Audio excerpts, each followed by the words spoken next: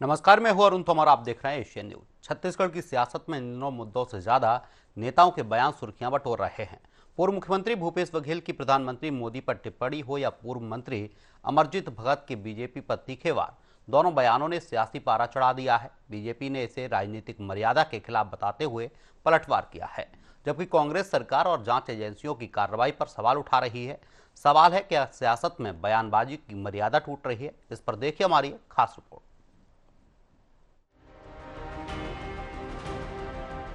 छत्तीसगढ़ की सियासत पे जुबानी जंग तेज है।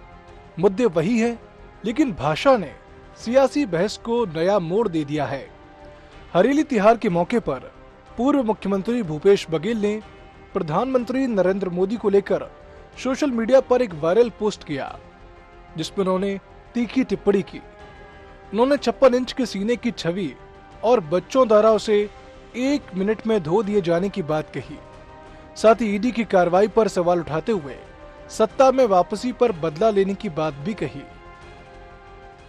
हाँ, बच्चे लोग आजकल भाई, आज पहले हम लोग भी फेस टाइम देखते थे, फेसबुक देखते थे, है ना। लेकिन आजकल इंस्टाग्राम में जो बच्चे लोग डाल रहे हैं, 56 इंच का छोटा बंदर, बाल नरेंद्र, तो जो हम लोग नहीं कर पाए वो बच्चों ने कर दिया है। बड़ी मुश्किल से ये छवि बनाई थी 56 इंची का, और बच्चों ने 1 मिनट में उसको धो दिया। वहीं विश्व आदिवासी दिवस को लेकर पूर्व मंत्री अमरजीत भगत ने सरकार पर हमला बोला। बीजेपी नेताओं पर निशाना साधते हुए विवादित बयान दिया। भगत ने आरोप लगाया कि सत्ता में आने से पहले बीजेपी को आदिवासियों से प्रेम था, लेकिन अब आदिवासी समाज के आयोजन पर भी आपत्ति की जा रही है। उन्होंने सरकार पर आदिवासियों के साथ भेदभाव करने का आरोप लगाया। सत्ता तक आने तक तो आदिवासियों से बहुत प्रेम था, उनकी संस्कृति से, उनका कर्म। बस्तर जाते थे ना, देखते थे ना, मांदर से लेकर के नाचते थे। अब क्या हो गया, क्या दिक्कत हो गया? लोगों को हंसता खेलता नहीं देख सकते आप? जल जंगल जमीन की संरक्षा, उसकी सुरक्षा करने वाला समुदाय, अगर पूरी दुनिया के लोग एक दिन थिरक रहे, नाच रहे हैं। कांग्रेस नेताओं के इन बयानों पर बीजेपी ने पलटवार किया। उप मुख्यमंत्री अरुण साहब ने कहा कि लोकतंत्र में राजनीतिक विरोध की भी एक मर्यादा होती है और भाषा में संयम जरूरी है। उन्होंने कांग्रेस पर दोहरे चरित्र का आरोप लगाया और ईडी की कार्रवाई के विरोध को लेकर भी सवाल खड़े किए। भूपेश बघेल जिस भाषा का उपयोग कर रहे हैं, ये लोकतंत्र में अक्षम्य है, दुर्भाग्यजनक है, और इनका दोहरा चरित्र भी उजागर होता है। झारखंड में गठबंधन की सरकार है, कांग्रेस पार्टी साझीदार है। वहां कैसे बर्बरता छात्रों के साथ हुई है, उसके लिए भी भूपेश बघेल कुछ बोले। छात्रों के रास्ते पर कांटे बिछाए झारखंड की सरकार ने। जिन छात्रों के राह पर फूल बिछाए जाने चाहिए, कांग्रेस की गठबंधन की सरकार ने उन छात्रों के रास्ते पर कांटे बिछाने का काम किया है। तो छात्र तो आने वाले समय में कांग्रेस को सबक सिखाएंगे। यानी छत्तीसगढ़ की सियासत में सवाल सिर्फ बयान का नहीं, बयान की भाषा और राजनीतिक मर्यादा का भी है। क्या तीखे राजनीतिक हमले लोकतंत्र की बहस का हिस्सा हैं, या फिर नेताओं के बिगड़ते बोल सियासत का स्तर गिरा रहे हैं? Bureau report, Asian news.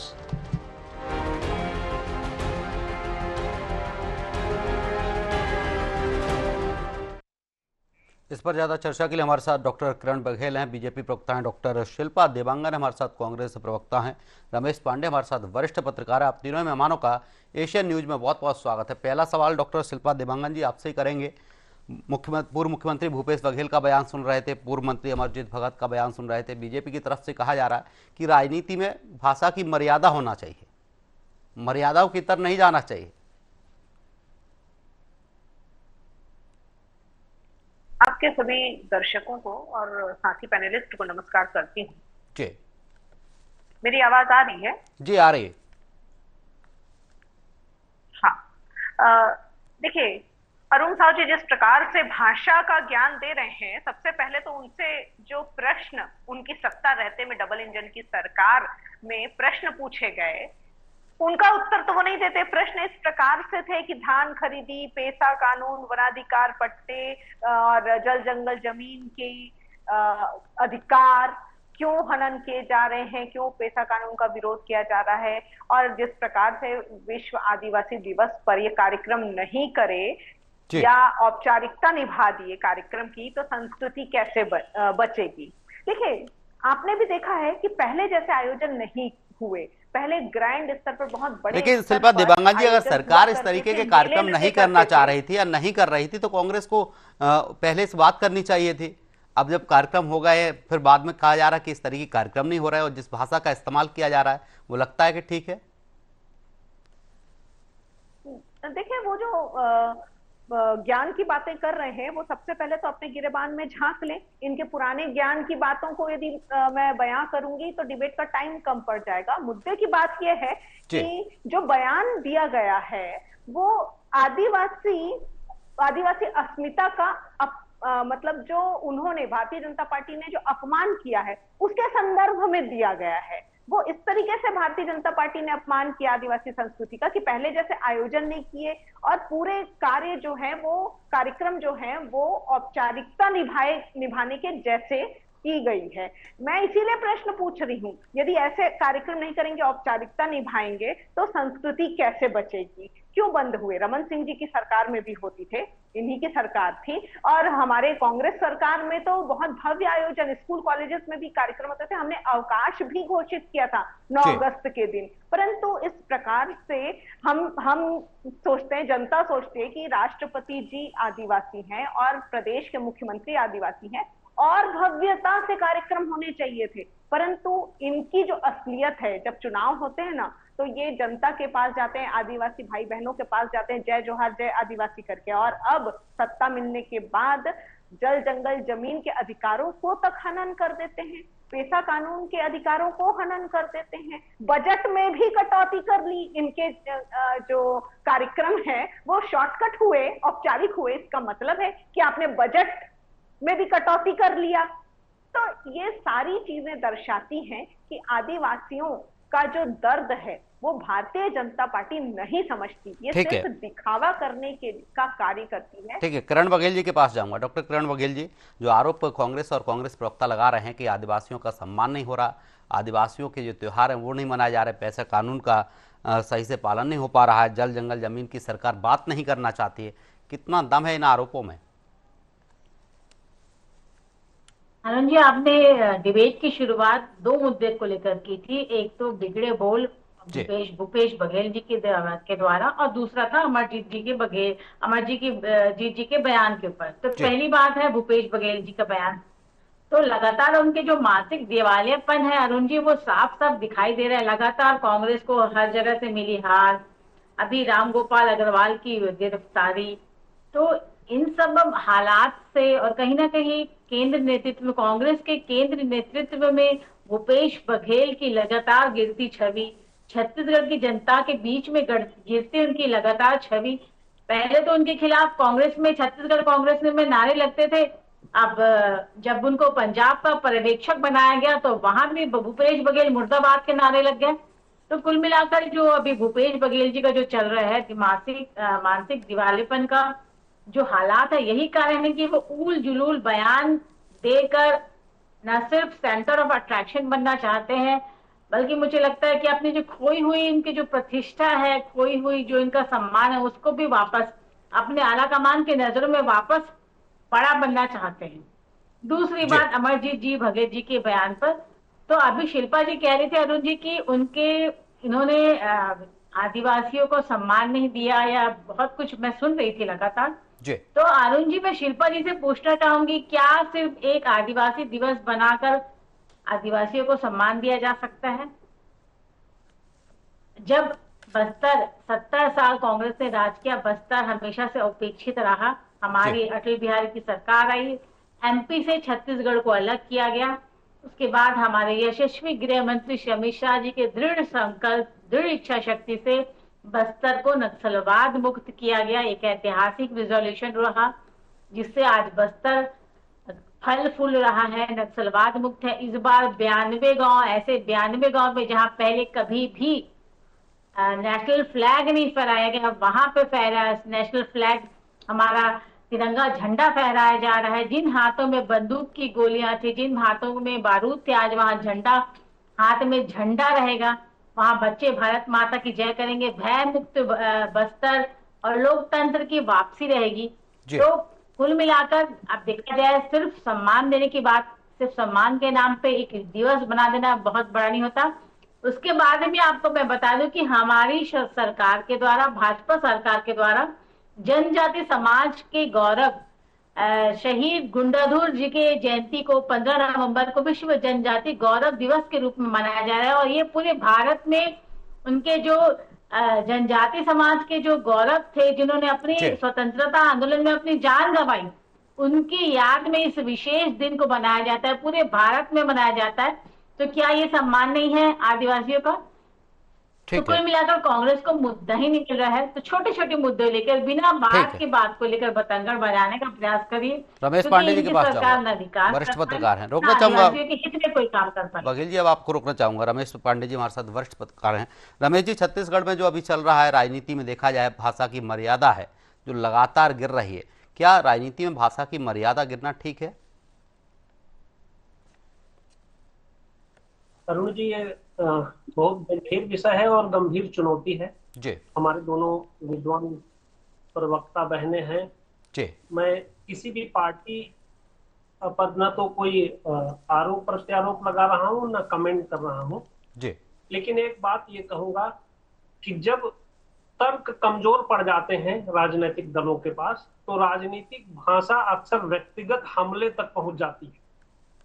कल से आज तक दो प्रमुख बातें हुई छत्तीसगढ़ में। आपने भी दिखाया कि छत्तीसगढ़ के पूर्व मुख्यमंत्री भूपेश बघेल जी ने प्रधानमंत्री को लेकर के एक नारा दिया कि 56 इंच का छोटा बंदर, बाल नरेंद्र, बाल नरेंद्र।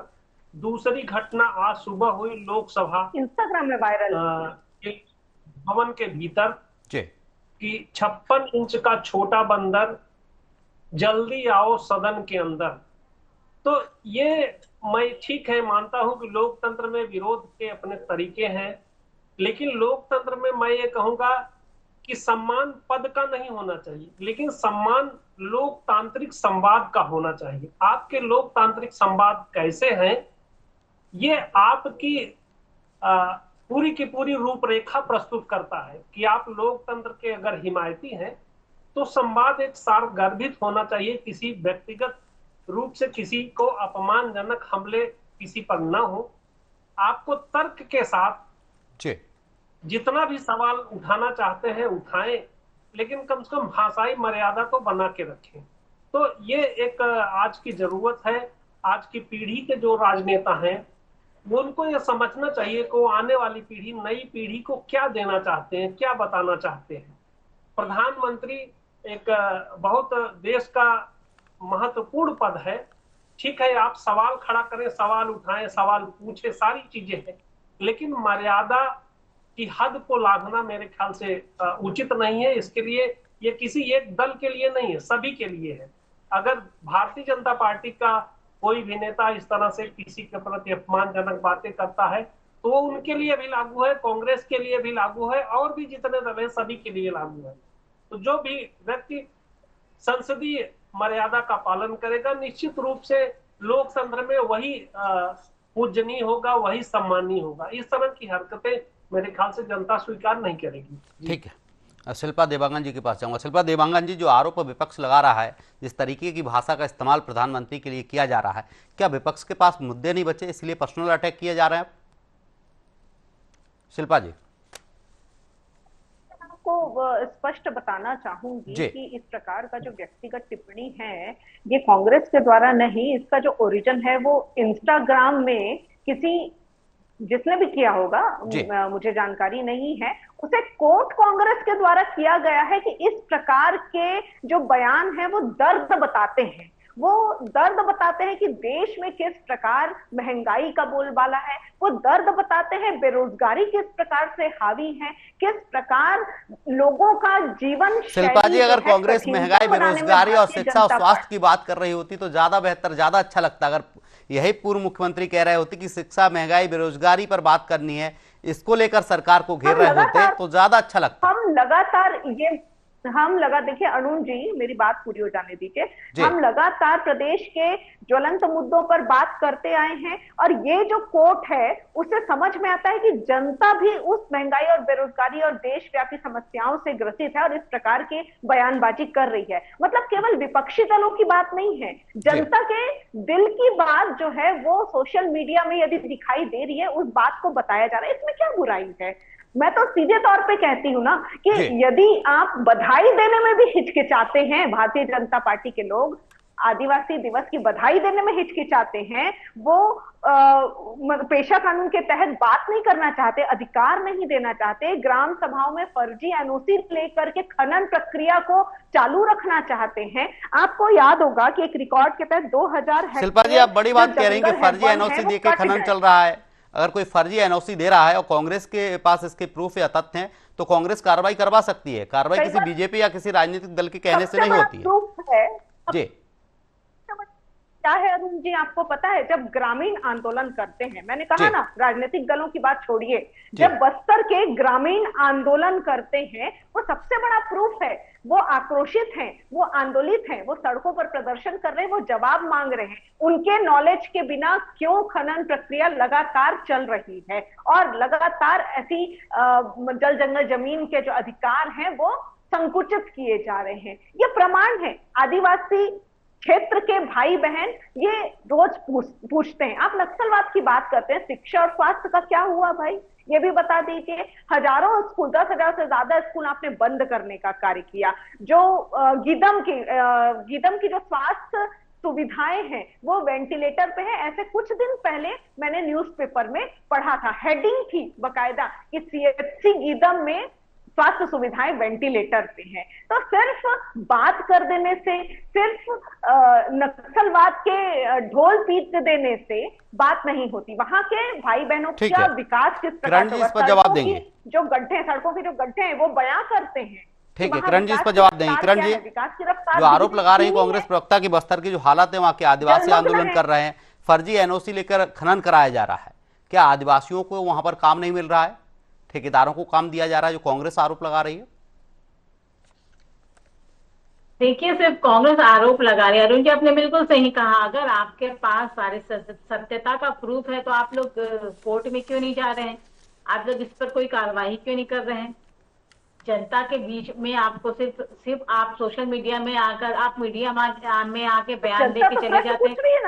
राहुल गांधी करते हैं, सोशल मीडिया में बयान देते हैं और जब उनसे सत्यता की बात किया जाता है, जब उनको कोर्ट में जाने को कहा जाता है, सदन में चर्चा के लिए बुलाया जाता है तो वो भाग खड़े होते हैं। तो इनका जो आरोप है वो बेबुनियाद रहता है।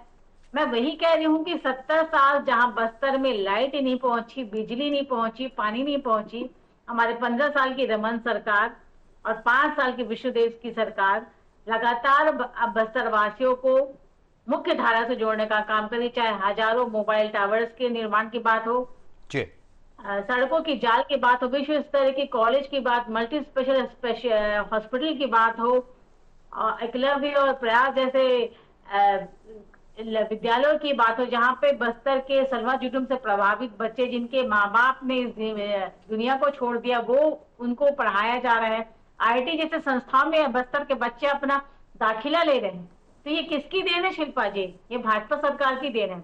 एक समय था जब बस्तर के लोग भूखे सोया करते थे। ये हमारी रमन सरकार की पीडीएस सिस्टम है। आज आदिवासी भरपेट भोजन आके सोता है। अस्पताल कॉलेजेस पहुंच रही है। बस्तर विश्वविद्यालय की बात करूँ, बड़ीराम कश्यप अस्पताल की बात करूँ, मैं मेडिकल कॉलेज की बात करूँ, इंजीनियरिंग कॉलेज की बात करूँ, दंतेवाड़ा को एक एजुकेशनल हब के रूप में ओपी चौधरी ने अपने कलेक्टर रहते विकसित किया। इतने विकास की बात करने के बाद, इतनी विकास की धारा पहुंचाने के बाद, उसके बाद भी हमारी सरकार का जो दृढ़ संकल्प था नक्सलवाद मुक्त बस्तर, वो हमने करके दिखाया है।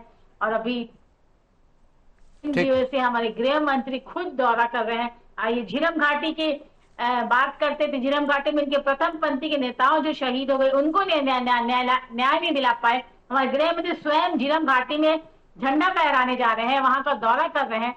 तो इनको बर्दाश्त नहीं होता, इनके पेट में दर्द हो रहा है कि जहां जिस बस्तर को इन्होंने 70 साल तक अपेक्षित रखा, वहां भाजपा सरकार के स्वयं के गृह मंत्री दौरा कर रहे हैं। हिरमा जिनको ये रोल मॉडल कहते हैं, हजारों लाखों जवानों के और आदिवासियों के प्यारे, हिरमा को रोल मॉडल बताने वाले कांग्रेस किस प्रकार जंगल जमीन की बात करते हैं।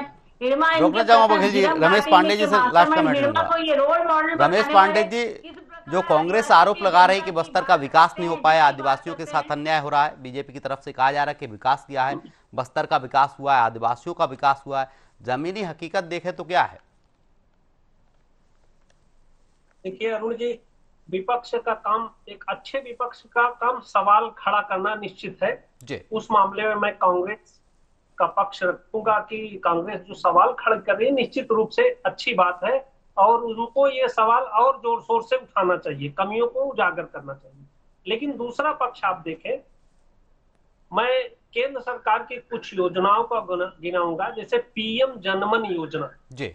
ये इंटायर आदिवासी पूरे देश के, उसमें छत्तीसगढ़ भी शामिल, आदिवासी समाज के जो गांव हैं उनके लिए है कि वहां सभी प्रकार की सुविधाएं, कोई चिन्हित नहीं है, सड़क हो, बिजली हो, पानी हो, स्वास्थ्य हो, शिक्षा हो, हर प्रकार की सुविधाएं पीएम जनमन योजना के तहत पूरे इंटायर पूरे देश के जितने आदिवासी गांव हैं वहां प्रमुखता से उपलब्ध कराया जा रहा है। इसके लिए केंद्र सरकार विशेष पैकेज दे रही है। तो ये एक बहुत बड़ा काम है केंद्र सरकार का, मोदी सरकार का, जो जिसके लिए मैं धन्यवाद भी दूंगा कि आदिवासी समाज का जो पिछड़ा गांव है वो निश्चित रूप से हर क्षेत्र में आगे होगा।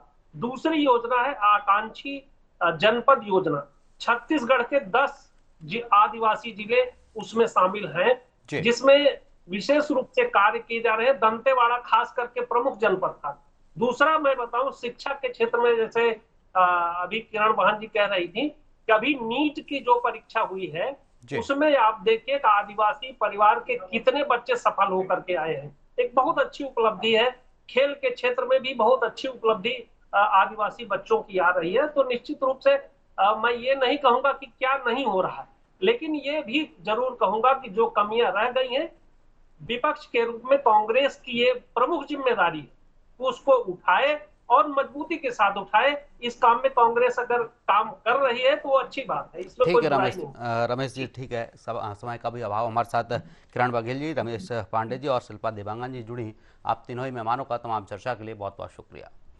तो छत्तीसगढ़ की सियासत में इस वक्त उबाल आया हुआ है, बयान को लेकर लगातार बवाल मचा हुआ है। पूर्व मुख्यमंत्री ने और पूर्व मंत्री ने जो बयान दिया है इसको लेकर लगातार सवाल उठ रहे हैं। हालांकि बीजेपी की तरफ से कहा जा रहा है कि हमने छत्तीसगढ़ का विकास किया है, बस्तर का विकास किया है, वहीं कांग्रेस उस पर भी आरोप लगा रही है। फिलहाल के लिए हमारी इस डिबेट में इतना ही। आप देखते रहिए एशियन न्यूज। नमस्कार।